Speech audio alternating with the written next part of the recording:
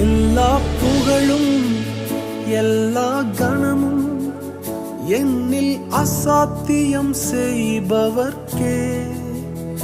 எல்லா துதியும் எல்லா உயர்வும் என்னில் நிலைவரமானவர்க்கே.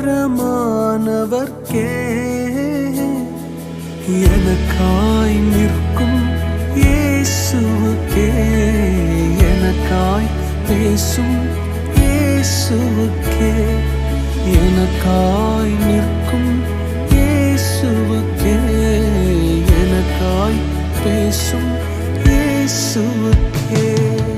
நான் எடுத்த தீர்மானங்கள் ஒன்றன் பின்னாய் தோற்றனவே.